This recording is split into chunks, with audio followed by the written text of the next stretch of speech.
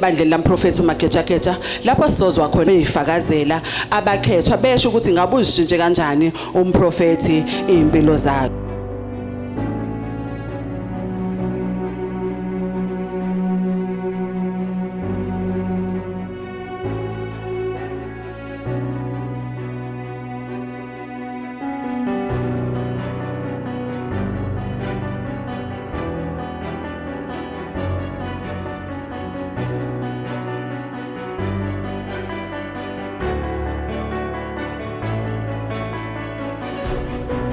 Abantu abadala, our ancestors will redeem us. Amathongo wethu azasihlenga njengabahlengi bethu sizawuhlenga. No man. Come on, somebody.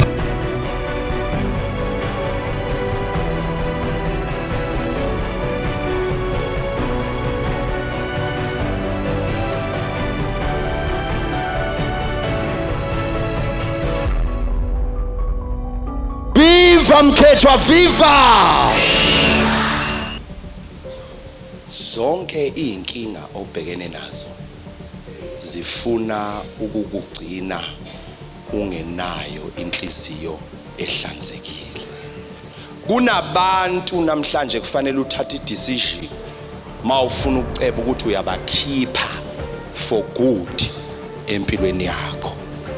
Qiniso phela lithi laba bantu abakulimaza balethwa wena. They occupy your space. Namhlanje I want you to take a decision, relationship wise, friendship wise. The question that I have, ngempela uyabadinga yini labantu obagcine empilweni yakho? Isizathu bethakatha wena no awunalutho wena, kodwa bayayisaba intando kaThixo. Awishi ngabe namuntu bangilalele ngomoya namhlanje. Bayayisaba intando kaThixo ezayo. Ingakho bathi yeka kaMagejageja kunezilwane. Abantu abaningi abala lo ngakhuluma ngomcebo kodwa bakholwa ukuthi bangaceba. Bakholwa. Ba-endorse ukuhlupheka ngapha, bafunda nokuceba ngapha. Qala kancane, qeda kakhulu. Problem yabantu umcebo bengenawo Sibusiso bafuna ukuqala kakhulu. Ingakho baphetha kancane. Iyodwa into eqala phezulu yephansi igodi kuphela. Yazi why ama divorce emaningi kangaka? Yazi why? Bathola certificate before training. Namhlanje ngicela ukukhuluma izinto ezimbalwa ezikwazi ukwenza umuntu abe nomcebo.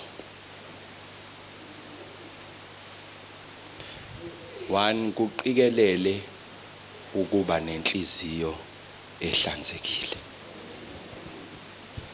Akuwona umsebenzi kaMdali ukuthi ube nenhliziyo ehlanzekile. Futhi abantu bazokona ukuze badisturbe ukuhlanzeka kwenhliziyo yakho. Kuqikelele, because a clean heart is a receiving heart. A clean heart is a receiving heart. Inhliziyo ehlanzekile, inhliziyo eyamukelayo.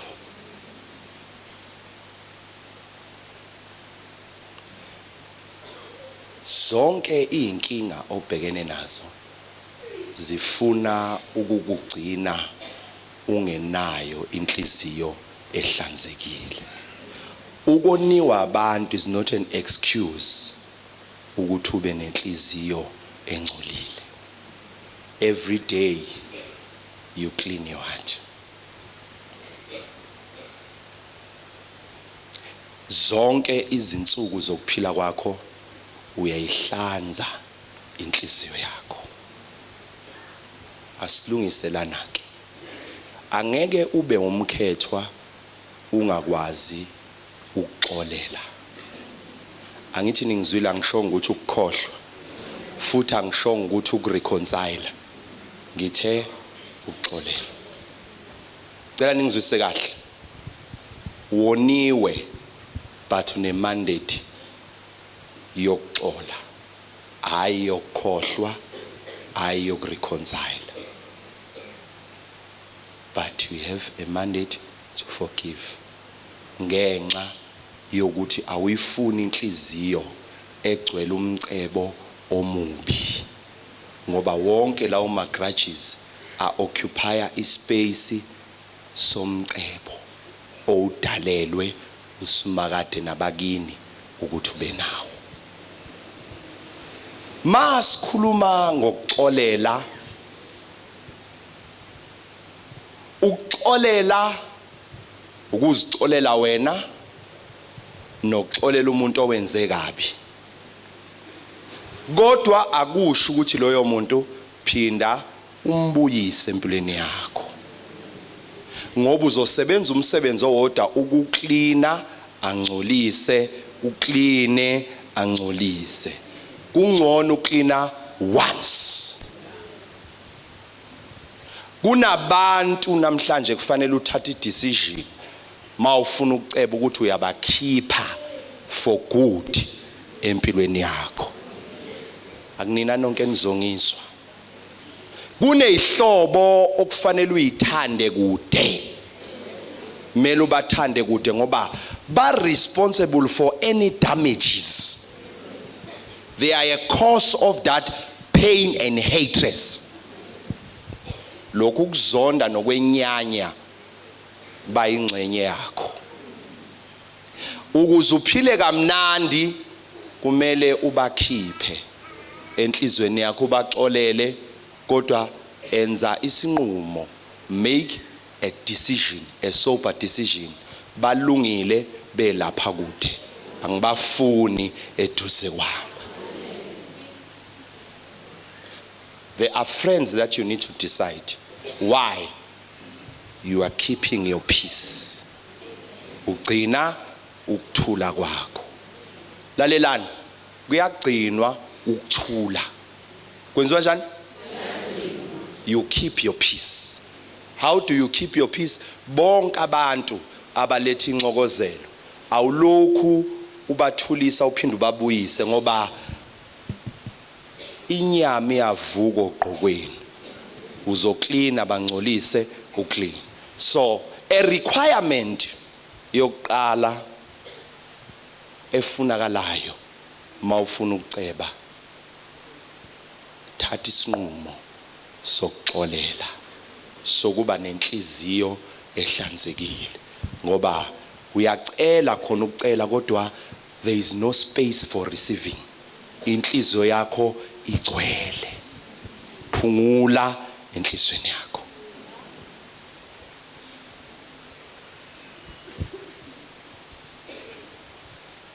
Ngicela ngipha amanzi asildi. Please quickly, umuntu ogijimayo.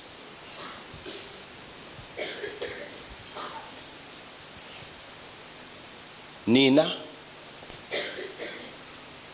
ngicela ukubuza, mangase ngithela amanzi phezu kwalamanzi angenze njani? Angenze njani? Kusho ukuthi aya wasteka ne? Ngingagcina ngize ngithi uThixo akaphendula ngithi kanti amanzi enze njani? Ngoba kugcwele la. You empty your heart for you to receive.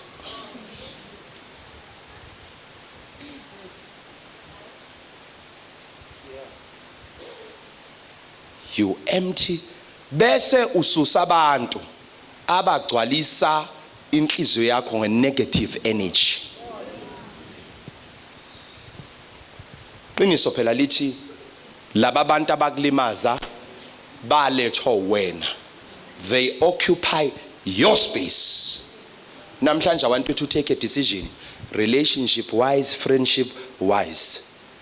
The question that I have, ngempela uyabadinga yini labantu obagcine empilweni yakho? Take a decision.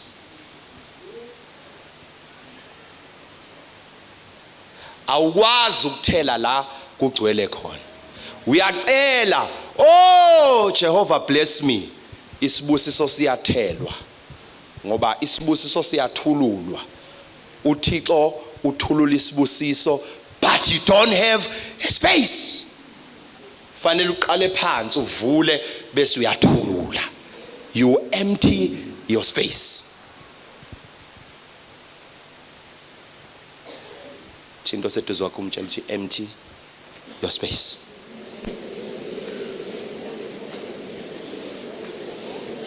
Ngoba walahlekelwa ile message yanamhlanje. Give up. You will never be rich in your life. You empty your space first. Vula indawo. Number 2, listen to this very, very careful. Akuyona intando yakho ukuthi ucebe. Kuyintando kaNkuluNkulu ngaphezulu kokuba kuyintando yakho ukuthi ucebe. Let me repeat my statement again. Kuyintando zakhele kaNkuluNkulu ukuthi ucebe ngaphezulu kokuthi wena uzifunela ukuthi ucebe. Angithi you are a child of God. uThixo want you to prosper. Ufuna ukukubona uprosperisha ngaphezulu kwendlela wena ozifunela ngakhona. Yingakho whenever he blesses you ukubusisa in abundantly. Kusho ukuthi above your expectation. I-expectation yakho incane kunendlela uThixo afuna ukukubusisa ngakhona. When you criticize wealthy, mawugxeka umcebo, abantu abacebile uthi bathwele, you don't just criticize them, you are criticizing the will of God about your life. Ma ulwa nabantu abanomcebo, awuli mntaka amatekisi nabo, but u-attacker the purpose of God mama umdladla. Ngoba nature, it is the desire from God for you to prosper. Just bear that in mind. Somebody say, it is the will of God for me to prosper. Listen, abathakathi the reason why. Okay, let me tell you, it's just a simple example. We are thakathi. Do you have a car? Do you have money? So why? Uthakathelwane. They are fighting the will of God. They are fighting the hidden will of God. They are challenging the hiding will of God in your life. Kune treasure kaThixo abayi-attack-ayo. Bayibona kuqala wena ungakayiboni. Ingakho emsebenzini bayakulwisa before kufika iposition. Once kwane position ephumayo kulwiswa wena engakekho umuntu obahlebelele ukuthi uzayithola ngoba bayakwazi ukusenza imicabango emihle kaThixo yokuphumelelisa. So isizathu bethakatha wena no awunalutho wena. Kodwa bayayisaba intando kaThixo. Awishi ngabe namuntu bangilalele ngomoya namhlanje. Bayayisaba intando kaThixo ezayo. Yingakho bathi yeka kamagejageja kunezilwane. No. They are not challenging you. It's not about you. It's about the will of God. Bafuna ukuzichanela la omkhona ukuze ba benefit. Bakwenza wena ugcwale. Ukuze mayisethulula listen umuntu onolaka uli experience ngokulithululela kwabanye abantu akekho umuntu onolaka eyedwa. Wonke umuntu onolaka ulwa mayiqeda ukulwa bese yayisola ngoba ulaka lwakho uselwenze njani uselithulule wena okade uthululela ulaka usala udiniwe. Niyangizwa lo okufake kuwena usenjani use-empty. So akuliwa nawe but isitha siyakwazi ukubona imoya yobumnyama iyakwazi ukubona what is coming for you.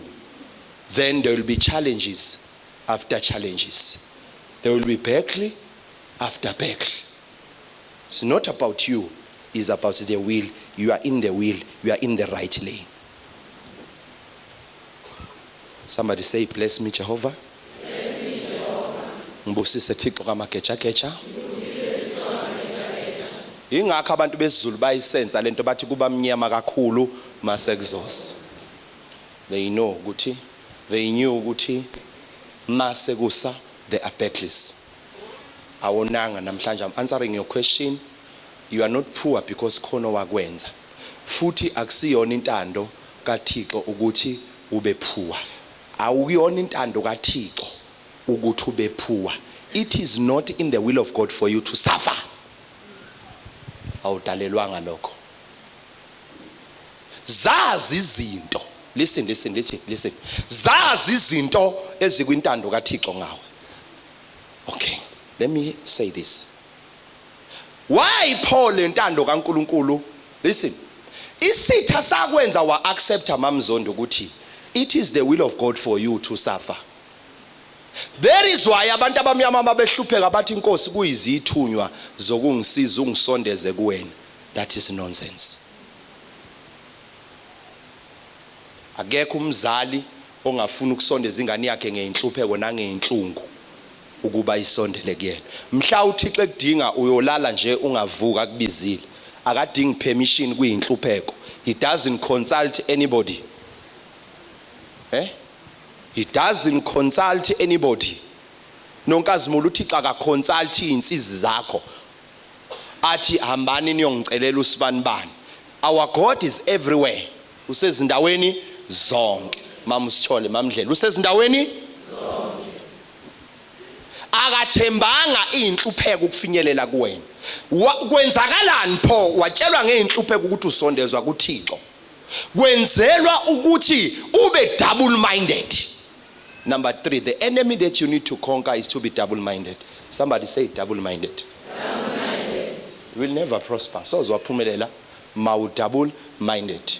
Ngoba umuntu double minded wenza lokhu ashintsha umqondo akuphikise kusasa. Afune lokhu ashintsha umqondo akuphikise. You know abantu abaningi abaya kuThixo bayocela imali abakholwa ukuthi bangaba nemali. They are double minded. That is why today bayakholwa ukuthi uThixo angababusisa ngemali kusasa abakholwa. That is why today bathi inkosi, I know you can bless me. Kusasa bathi inkosi lezi inhlupheko ngiyazi ukuthi zizongipheka. They are denouncing, they don't believe the word of their confession. Never confess something if you are double minded. Hello? Never confess even one word if you are double minded.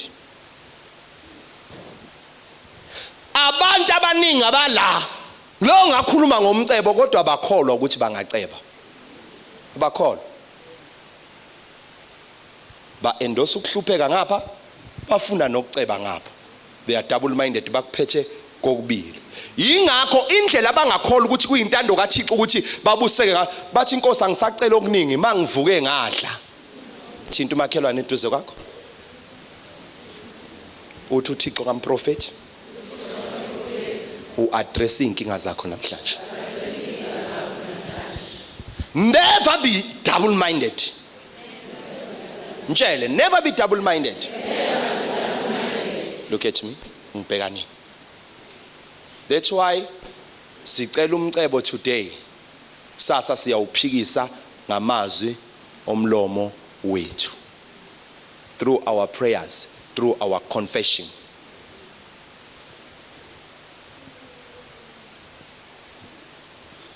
Angazi noma sengangena yini kwi-deeper stuff nyana kancane. So ibambele lento ezo3. Never be double minded. Ungalokothi ube nomqondo onokwehlukana. Mangabe ucela umsebenzi awuthi ngoba ubona isimo siba worse bese uba double minded uyayishintsha leya confession. Hey, that's uyonela uzokutshela khona umfana la isontweni kwakuthiwa uThami wale eThekwini. Lo mfana wafuna ukuba yiphoyisa.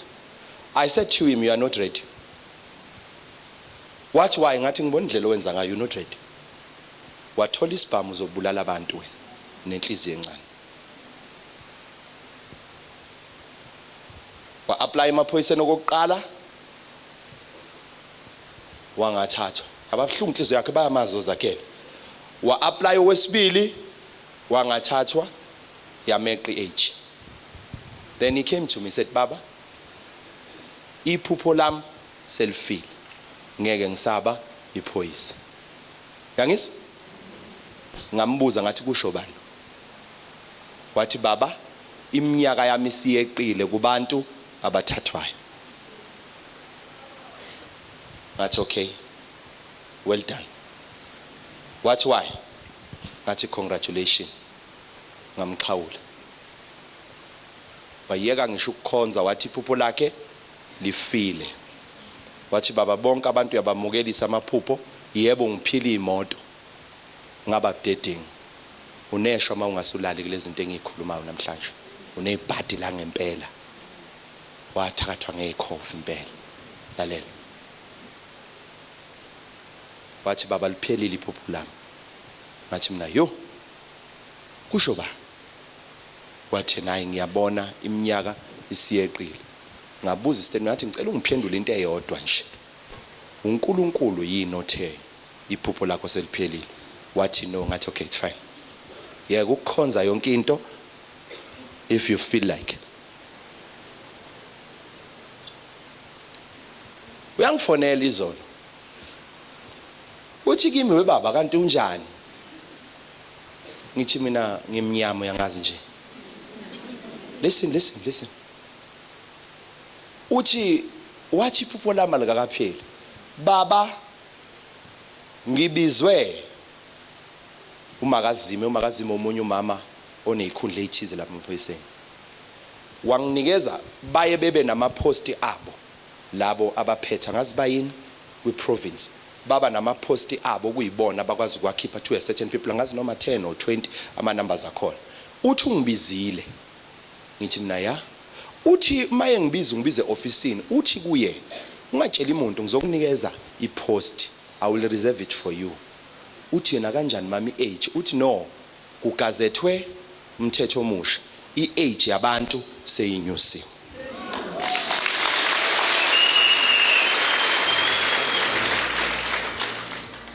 Ma uThixo efuna ukukubulala, ukukubusisa, ukukubusisa, angaguqula nanoma imuphi umthetho ngoba kuyintande yakhe. Hawu niyangizwa? uThixo akakontrolwa imithetho, ukontrola, khuluma nami, ukontrola hamba nami ungasali. Akakontrolwa. He is not limited God. He is beyond limits. Ungaphezulu kwemigomo nemigoqo. When he decides to bless you, never be double-minded. You are aborting your dream.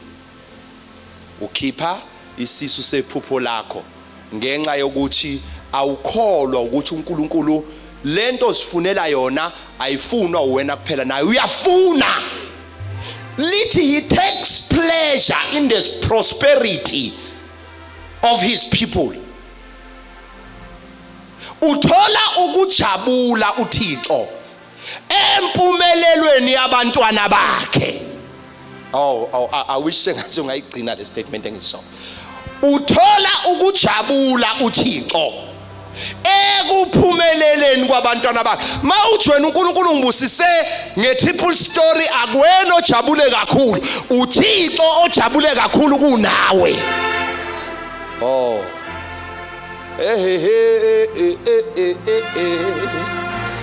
Akuwena ojabule kakhulu. Mawuthi wena ngiyambonga uNkulunkulu, thank you Lord for blessing me with a car. Thinta umakhelwane ukuthi kujabulisa uThixo ukubusiseka kwakho.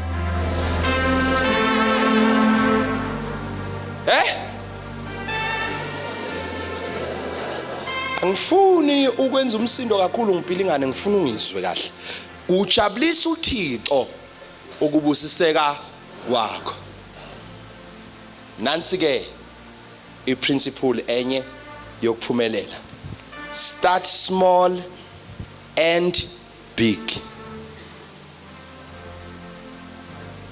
Qala kancane, qeda kakhulu.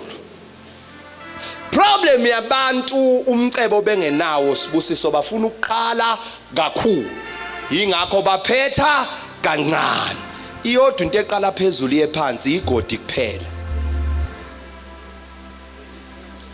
ngaphinda futhi iyodwa into eqala phezulu yephansi yithuna kuphela hamba lapha ethembeni uzofica bonke abantu abangcwatshiwe abafile amagodi abo aqala phezulu ayaphansi if you need to be rich you must start small and end big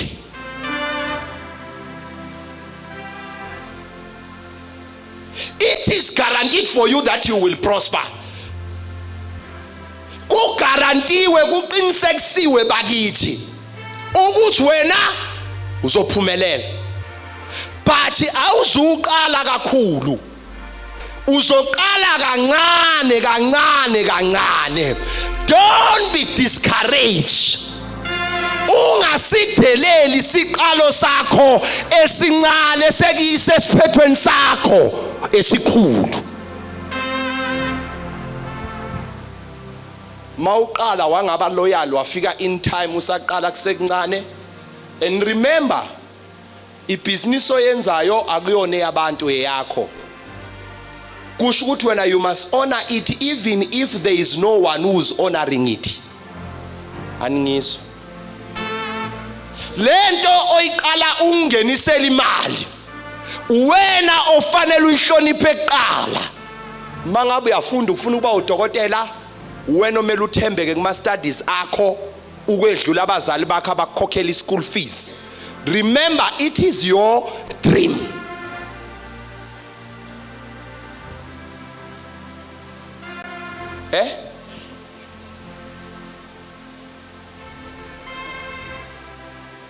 uma uThixo akuphi chance yokuthi hamba uyofunda funda kakhulu mawuqala ibusiness elincane iba present kulona kakhulu ibusiness awulivuli ngoba songqongqoza abantu akulone labantu lakho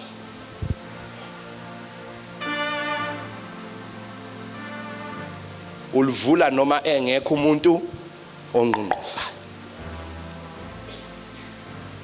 in everything that you do umsebenzi osebenzayo mawenzi listen bethe ngicela ukukutshela lento ungizwisise kahle mawenzi washing musukuyenza uyenzela ukuthi uyogcina ngokwasha bear in mind that one day you will have a cleaning company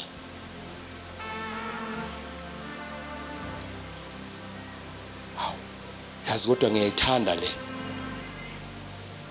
ethi uyakujabulela uThixo ukubona abantu bakhe bephumelela kusho ukuthi when you are poor God is not pleased tshela umakhelwane uthi akathokozile uThixo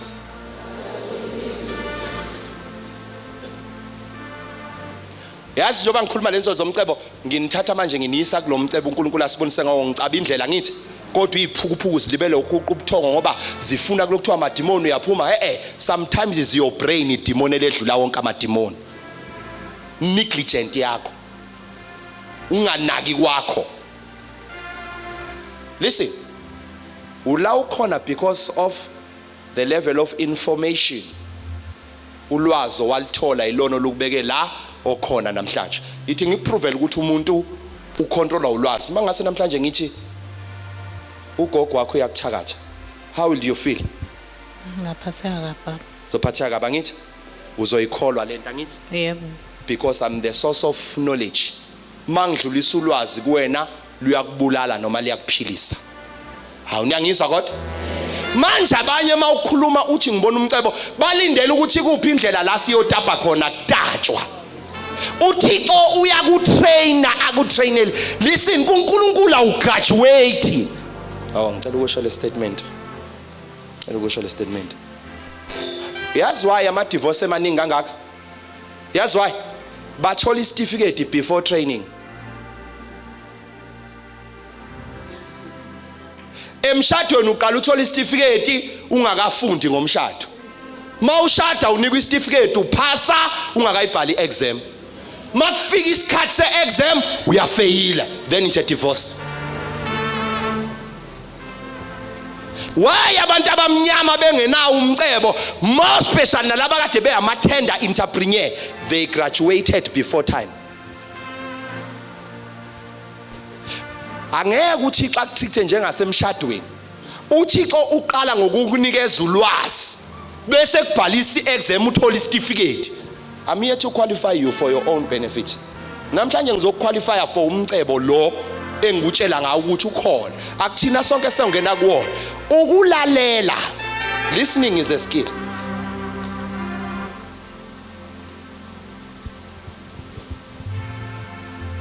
Angifuni ufail. Ngikunikeza imali before training. Ngoba umshado kulandela idivorce. Uzosuka imali ucabange sengathi yokuthenga imoto nokuthenga utshwala nazo zonke lezi zinto kanti kwabhede eqaleni wathola certificate before training.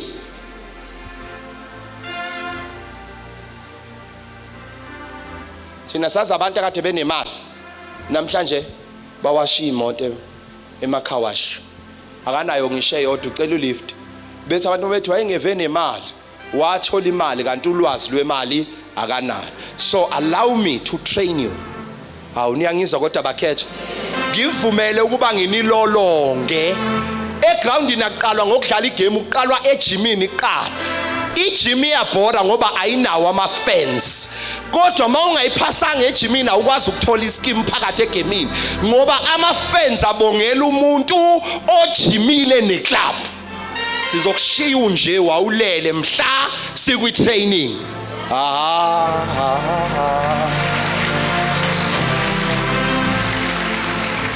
Sizokushiya unje. You will remain poor for the rest of your life because you don't have information how to become rich. How to become rich. Bonke abantu bayayifuna imali angithi? Niyayifuna nonke imali angithi? Kodwa niyifuna indlela yemalini.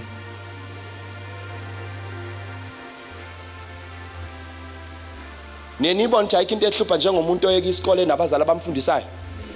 Ugcine sehamba ecela ethi awu 2 rand awumfethu awu bra wami ngiyakucela. Wayithola iopportunity wamesa up iopportunity. Ngilethi training yokuyisa la abakhethwa athi ngishilo ngathi ephupheni lami ngibonile ukuthi angihambi nabantu bonke. Okay. Number 2, number 6 or 5 angasi. Number yona leyo. Ngicela ulalelise lento. Never criticize into oyifuna empilweni yakho. Ngithe you must start small and big. Ngathi number 2, don't criticize into oyifunayo empilweni yakho. Ungakhulumi kabi ngabantu obadingayo empilweni yakho ngoba uyabaxosha. Tshela makhelwane ukuthi ungakhulumi kabi ngabantu obadingayo empilweni yakho. Ungabagxeka abantu obadingayo. Ungayigxeka into oyidingayo. Ngicela ukubuza uyayidinga imali? Why you always criticize abantu abanemali? Do you think money will come to you? Ngicela ukubuza nje question, simple question. Mangasuzwe kuthiwe lo muntu ohlele ecaleni kwakho uyakuhleba mase nabangani bakhe, how will you feel? Next week uzobe ufuna ukuzohlala eduze kwakhe. There is why imali sibalekela, we don't speak good of money. We need to apologize.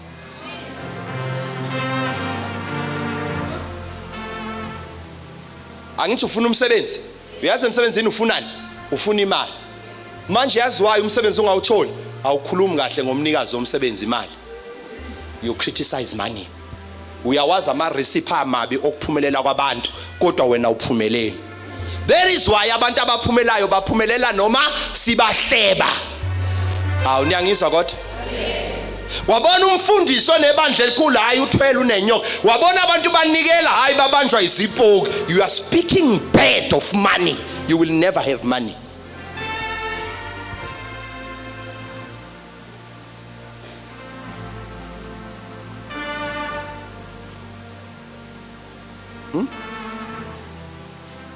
Why ubalekelwa amathuba kuona wonke amathuba akubalekelayo empilweni amanye axoshwa wena ngolimi lwakho. You don't know when to stop. Khuluma kakhulu uzungawazi umngcele ukuthi uthula nini. Sanibonani bakhethwa. Thina yimihla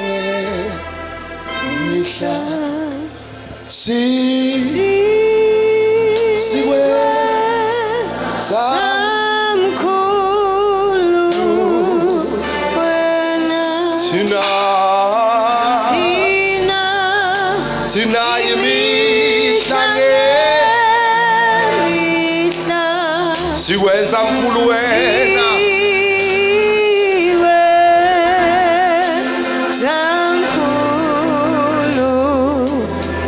Wakholwa kakhulu wagxeka imali wathi awuyifuni imali ufuna uJesu yena yedwa. Wakholwa kakhulu wagxeka imali wathi wena noma ungaba nengubo emanikiniki. That confession, what you speak is what is in your heart. Niyangizwa? Okukhulumayo okuse khuluma mkhetho, okukhulumayo okuse enhlizweni yakho khona ukuyizonda imali. There is why imali ayisoze yahlala kuwena. Uyothola yonke imithi yokulapha uthi uzama ukulashwa imali yakubalekela, kanti you don't attract what you criticize. You don't attract what you criticize.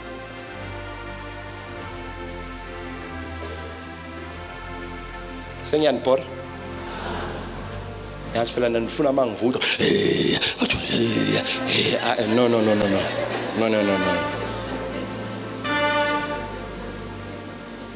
noma ngalala ibhadi lakhe akulonela. You know khona abantu abacriticize imali ngisho sekuyonikelwa. Let me tell you a principle. Kuthiwa anointing that you believe in is the anointing that works for you, right? Asikho statement esithi the anointing is not working, ugcoba lisebenzi. Kuthiwa kodwa ugcobo ulwenza wena ukuthi lisebenze. Ngani? Ngokukholelwa kwena. Imali uyenza wena ukuthi uze kuwena. Ngani? Ngokukhuluma kahle ngayo. Kholwa ukuthi kusentandweni kaThixo, kusentandweni kaMfihlakalo wenza konke ukuthi nawe ube nawo umcebo. Hawu niyangizwa? Bese ukhuluma ulimo lumnandi nemali ngoba nawe ukwazi ukuhlala nabantu abagcikayo. Ucabanga ukuthi yona izohlala kanjani? Khumbula inhlamba zonke wathuka ngazo abantu abanemali. Ubatshela ukuthi bathwele. Ubatshela ukuthi baneinyoka. Ubatshela ukuthi bathakatha ngawe, basebenza ngenhlanhla yakho. Not little did you know ukuthi uxosha insikelele empilweni yakho. Thana Nkosi, ngicela uxole emalini. Ngilalele mkhetho. You need to apologize. If unento efana uphenduke kuyona kuqala ngoba siza kushiya bese uthi sithwale ngawe. Hawu niyangizwa kodwa? Siza kushiya bese uthi sithwale ngawe kanti you don't have a good relationship nalento esiyifunayo. Cabanga nje ungidelele uthi uyafika eoffice elithize mina oqashayo.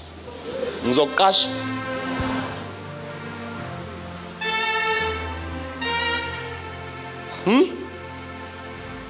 Cabanga nje ungeyise wabona amahloni udelela umuntu uthi uyafika uyena ohlele esihlalweni sala uyakhona. Wherever you go there is money. Be careful how you speak about money. Anginiyeke la namhlanje. Niniyeke ngala. No ngicrash idemon elaxabanisa nemali. Lo if unomuntu ofana ubuyisane naye namhlanje yini? Hayibo if lalela ngibutshela nabathakatha bayihambisanga uwena wabalekelela about your confession. Mina nje baba lukho lutho lungilungelayo imali baba la ekhaya into engangeni valekile. Ucabanga ukuthi izoza kwena imali? Imali is close to your language, is close to your tongue.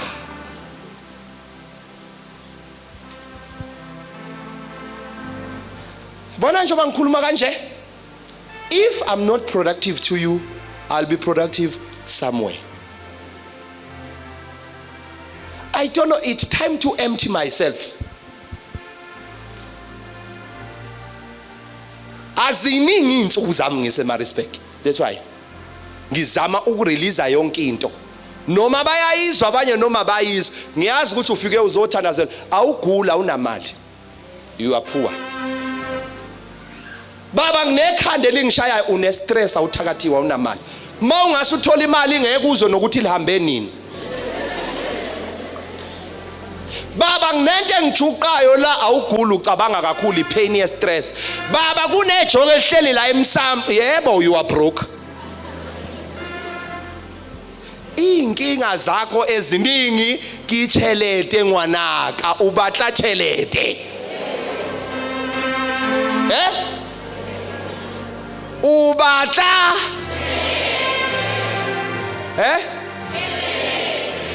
awutshela umakhelwane uthi kibatla chelete. Hayi yo chelete. Irichelete yitla. Kalibiso landate Magejageja. Itla chelete. Iriki ya urata chelete. Listen amabhunu adlala ngani athi imali impande yesona. Imali akuyona impande yesona impendulo yakho konke. If you don't have money you don't have a voice.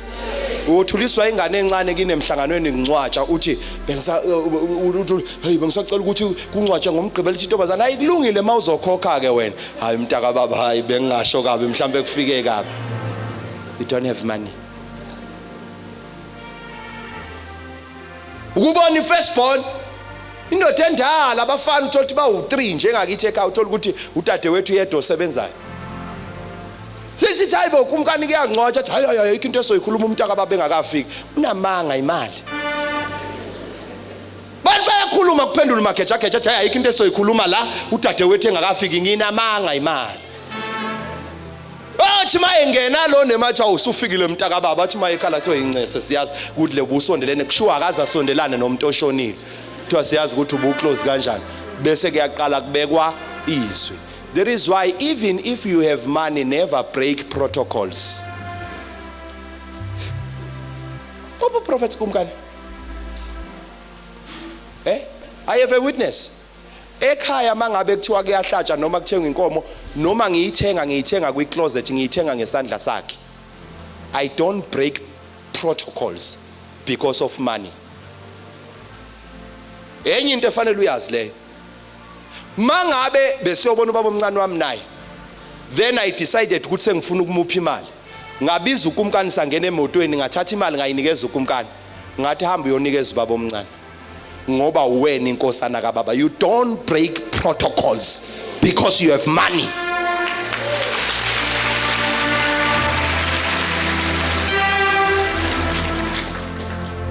Nyangis, remember number 1 wamuthe have a good heart. Nzamba nami kodwa? Niyangizwa babukheso? You must have a good heart. Never be arrogant because of money. Ngoba imali it rotate. Le mali ekuwe kade isamohizo. Le mali ekuwe kade kumqwayiza izolo, kade uyinkabi ebulala umuntu. That money is dirty. Never be controlled by that money. You must control that money. Aningizwa. Imali ingcolile, imali ubhande emtshelekwane isuka la ize la. Nale mali oyilethe la ayikho ngcwele yake yathenga umahosha. Le mali oyilethe la iphethe nespirit somuntu owenza isex wakhala wathi he eyikhalisa ukuze athola imali. Le mali yake yakhokhela inkabi yodubula umuntu phahla maqede yakhokhelwa ngayo le mali. Imali inama spirit angcolile. Mayifika kuwe make sure you take money, you don't inherit spirits.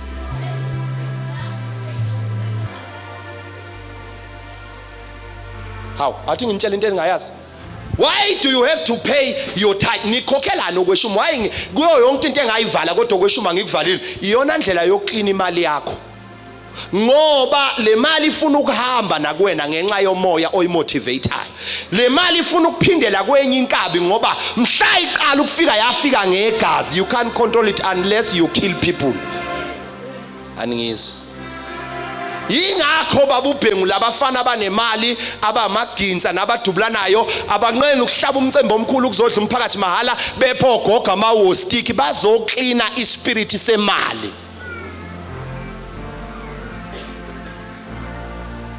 Le mali ke yakhokhela inyanga kuthwetshula inhlanhla yomuntu. Le mali iyakhokha umuntu kuthwalwa. So when you carry money you carry ama spirits. athi ngikwenzele into ongayazi khona into ethi imali yamshintsha umuntu niyazi angithi I always differ a little bit ngiphinde ngivume khona because my statement is imali ayimshintsha umuntu kodwa isivezela uhlobo lomuntu ukuthi unjani niyangizwa that is why mina nginikelwa la I can tell ukuthi lo uyophila ngokuphatanisa impilo yakho Joseph ngibona indlela nje is true iqiniso libhlungu kunikelwa la phambili ngiyambona njalo lo uJoseph ngibona nangendlela ayiphatha ngayo nje imali yakhe ihlezi ishwabene njalo uyayinyomfoza uyifaka emabeleni alikho ibhillion elihlala nemali emabeleni never wakwambona uBill Gates esekhokha athi awume kancane aphenduka abhekele afaka isandla la